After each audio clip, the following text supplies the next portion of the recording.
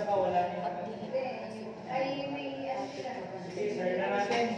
Ay na yung oras na.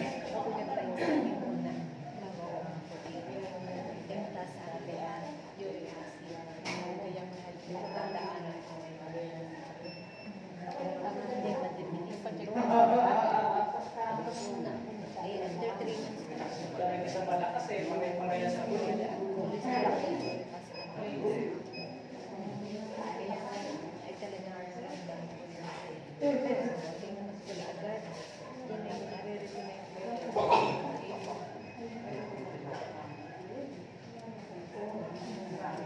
Ohio! Ohio! Good morning. Punta, dalawa na lang kami ni Jason nagpapalitan. JP, on leave. Si RB, on booking. Lagay mo nga dito, no? Booking.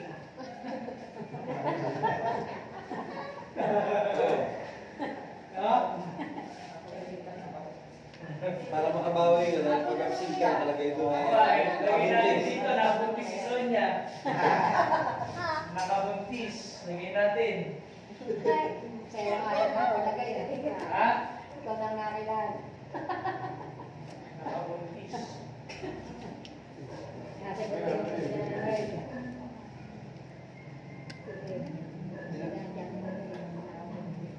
Narsinyo.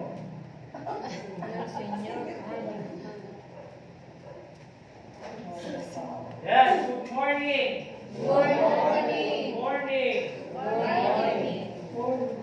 Habol na kayo, mga doon nyo. Bigay nyo na lang yung ID nyo.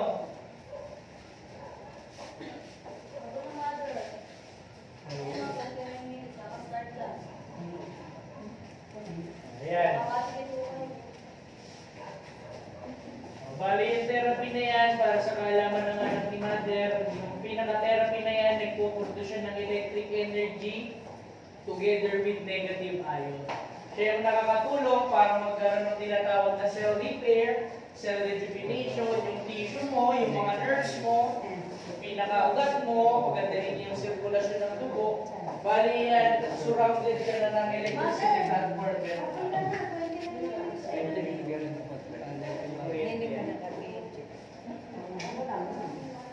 Yung kuryente na yun, hindi naman siya nakakaroon ng buto, hindi naman siya nakakabaog. Bali siya, equivalent lang siya ng natural electricity energy natin sa katawan. Tama? Tama. Si RB yata, nasa ano ngayon? Binulasan? Sa binulasan. Ano, nakabuntis nga din? Nakabuntis ng bakla? Para naman ikaw ay naiigal. Ikaw, mami, di pa tayo binulasan din kayo? Libo? Bubuin. Ah, bubuin. Kala ako taga-binulasan kayo. Bakit naman? Lala. Trip mo lang. Ba't wala na si George? Hindi na nabalik. Wala na tuloy mamadrip. No? Pag nandiyan yung bata na yun, buisit din yung bata na yun. Oo, pag first time, lagi siya nanguna. Pwede na nga siya mag-lecture. Dapat pala, hindi mo siya pina-absent para sabihin niya sa Tito Eli niya, maglagay ng therapy sa lahat ng barangay health center. No? Nasaan ba kayo si George? Anong kararating? Galing bakasyon. Ako mo yung daddy. Sabihin mo kamo sa Tito Eli mo, lagyan natin ng therapy ang barangay health center. Para kahit na mawala kami dito, may magagamit pa rin kayo lahat, mga taga-Infanta. Pwede naman, kahit hindi niya lahat lagyan ng buong barangay. Ito na lang kamo, ituloy niya. Libre din therapy, no? Kaya lang, may upa. ay mas maganda talaga sa barangay. Eh nga kami, nag-demo kami sa barangay ng Bumian. Ngayon, gagawa ng budget ng kapitan. Kaya nasa 2026 pa. Next year. Kasi yan, lahat ng budget doon na gagamitin mo sa susunod na taon, ngayon mo siya dapat gawa ng budget, request. Plano bago. Ang tawag doon nila, ngayong October, anong tawag doon? Preparasyon ng annual budget. Ayan, alam na yan, kapitan yan. Kapitan ka pala dati eh. Ex-kapitan, alam niya. Ganun ba, tama ba yun? Tapos eh, di ba, makatagan ng machine pagkakaroon mo 180. Lalagay mo 280, no? Ay, kurang. Kaya ngayon, Hindi sa dalawang machine na makuha eh. oo, kaya ako pag tumakbo ako ng kapitan, ang plataforma ko, magkaroon ako ng magandang bahay, magkaroon ng bagong sasakyan. Para mabilis ko kayong mapupuntahan. Napanood pa sa Facebook yon? Ang plataforma ko, pag tumakbo ako ng kapitan, unang-una, papayos ko ang aking bahay para pag pumunta kayo sa bahay, presentable ang bahay ko. Sumunod, kotse, para mapuntahan ko kayo. Pag-araw ng fiesta. Ay, malapit na rin. Okay, kung kayo naman, may mga kaibigan kayong kapitan, pwede nyo i-request yun, magkandak ng demo sa barangay hall program. Para malaman nila yung pinaka-therapy. Ngayon, mag-i-election yun. Ang gagamit nyo sa kapanda. Postpone niya, 2026. Postpone na naman. 2026. 2029. Postpone na naman. Wala pa naman. 2026 pala. Postpone ba? Postpone. Eh, na ano ka na naman, na-extend ka na naman. 2026. Extend ka na naman, ikaw ha? Nakasigurong ira ng ano nyo, barangay. Nakahirap-hirap. Yan, para sa kapitan. Ikaw nga dapat. Hindi naman pala matutulog. Kasi nga may problema na naman kinakaharap ang Pilipinas. Ha? I-impeach na si Sara. Papalit na si Tanggol.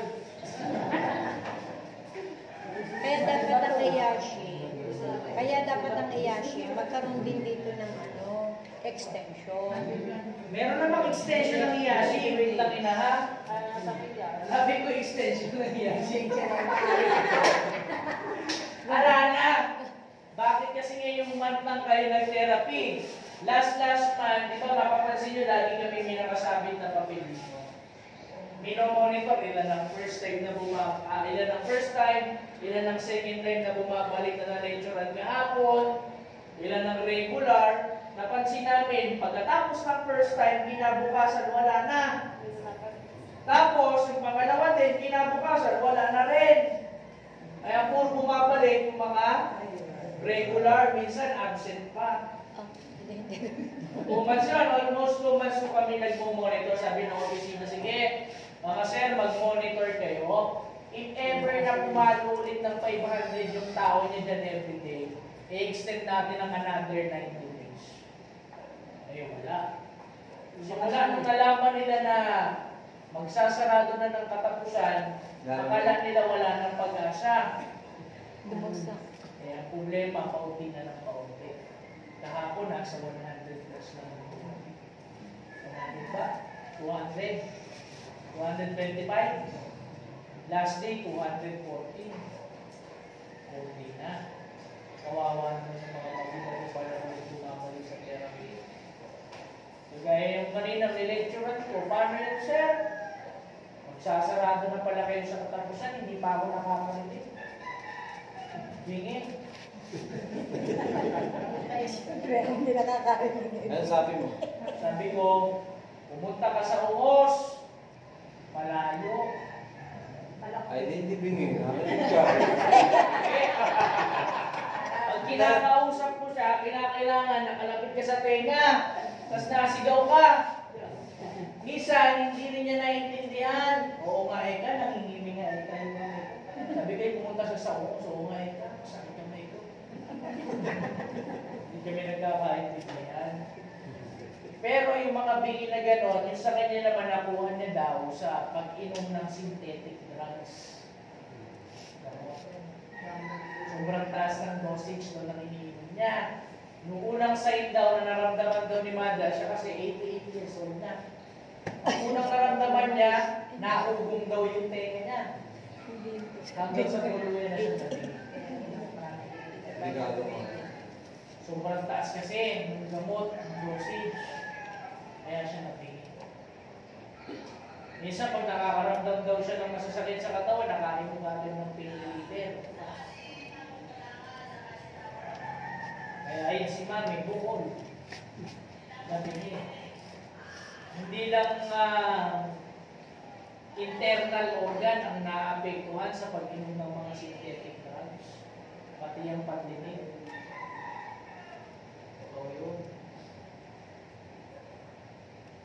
Kayo po dati na paano na po yung pakapunin. Diabetic po ba sila?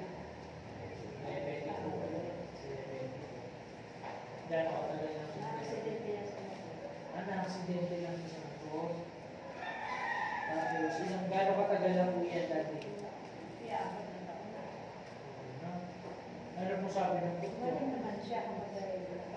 Ano po sabi mo ng doktor? Bakit po na-apektuhan ng buto? Nabasag na buto?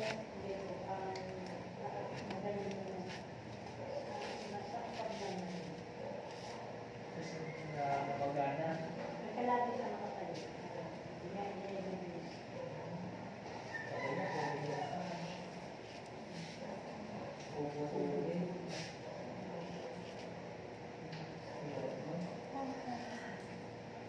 Kanina nga pinakausap ako, crying, taga pinaglapatan.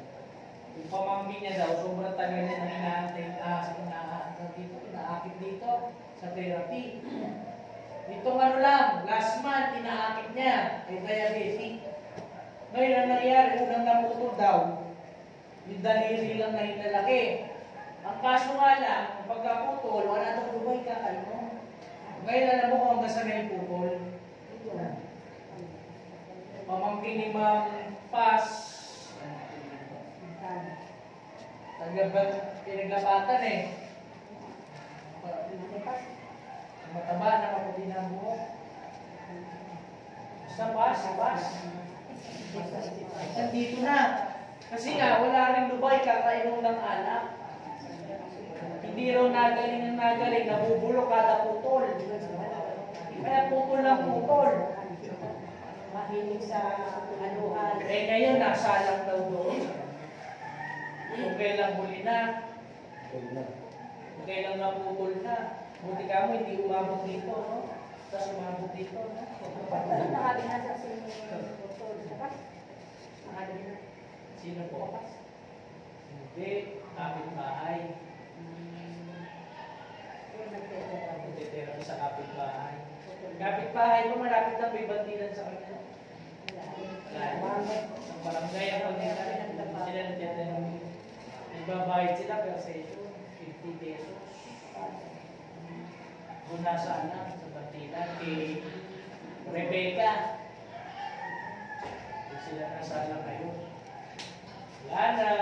Bakit hindi dito? Malayo. Kawangan na nahihirapan. Puro lang paa. Meron nga rin akong naging client sa Cavite, yung paa niya naka-pampers. Ang naging sakit naman niya, hindi naman diabetes. Gout. Yung gout niya pumutok na. Nabubulok. Pao. Ito dati parang nakakumuhin na nabubuhin na. Sabi nga ng ito, bubuhin na.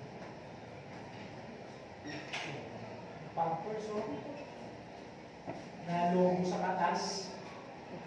Nagkakatas. Meron din kami client dito, bago-bago pa lang. Unti-unti na bumubukas yung pinaka-gout niya dito sa pinaka... yung sa hinlalaki. Okay? Nalabas kulay puti, uric acid. Parang puputok na. Pag tinusok mo ng karayom, nakatutok. Sobrang sakit daw, hindi siya makakatulog. Alam mo kung ano daw ang pinakaginagawa niya kasi nung araw ng kabataan niya. Lagi nagiinom, ang pulutan niya, puro laman loob. Mahilig daw siya sa papalitan na kape.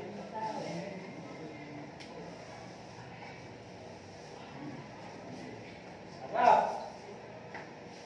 So, ba dati nakain ka ba ng kambing? Baka? Kalabaw? Hindi naman nasakit ang tuhod mo ngayon. Dati kasi yata, araw-araw may everyday routine, exercise.